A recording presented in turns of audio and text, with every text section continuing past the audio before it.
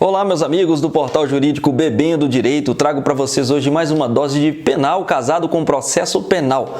Especificamente, vamos tratar de detração, recolhimento domiciliar noturno e a medida cautelar diversa da prisão de monitoração eletrônica. Vejam bem, o artigo 42 do Código Penal vai tratar da detração. O que é detração? É a possibilidade de se computar na pena privativa de liberdade ou na medida de segurança o tempo de prisão provisória no Brasil ou no estrangeiro, ou de prisão administrativa, ou até mesmo de internação em decorrência de alguma cautelar ligada ao sujeito que está por uma possibilidade de inimputabilidade. Então, tudo isso pode ser computado numa pena privativa de liberdade que foi imposta. Ou seja, ninguém cumpre uma pena provisória, uma medida cautelar de internação provisória, uma prisão administrativa de graça. Isso depois tem que ser computado, ou seja, abatido numa eventual condenação desse sujeito.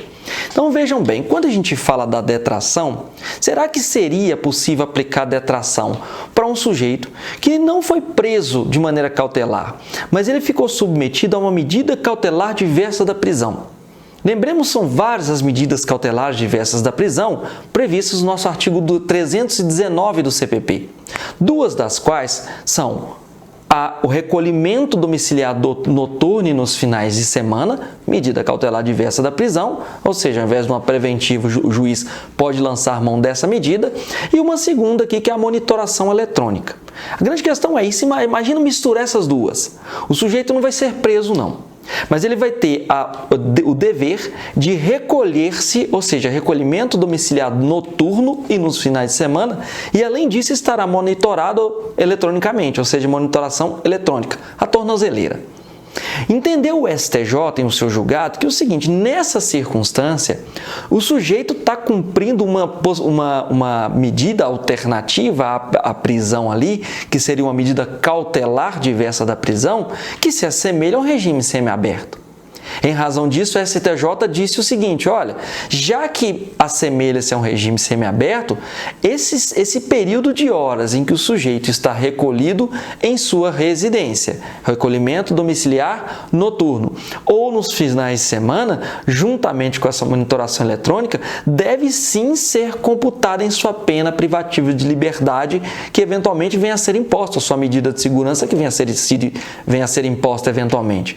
Então, vejam bem, é possível a detração, portanto, quando foi imposta uma medida cautelar diversa da prisão de recolhimento domiciliar noturno, juntamente com a monitoração eletrônica? Sim, o STJ entendeu que sim.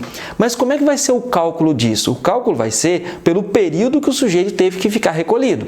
Vamos supor, um exemplo, foi lançada a mão de um recolhimento domiciliar noturno e no final de semana, como medida cautelar diversa da prisão. O sujeito, quando chegasse em casa, depois do serviço, às 18 horas, ele tinha que ficar recolhido lá até às 6 horas da manhã do dia seguinte. Essas 12 horas, somado com as 12 horas da terça, da quarta, do final de semana, quantas horas ele tiver que ficar recolhido, vão ser somadas essas horas para fins de computar em dias, os dias para eventual detração no futuro. Bacana? Então, o que temos que entender é, a detração é sim aplicada a essa possibilidade de medidas cautelares diversas da prisão, especialmente recolhimento domiciliar noturno aliado à monitoração eletrônica. Essa é a nossa dose do Bebendo Direito de hoje. Até a próxima!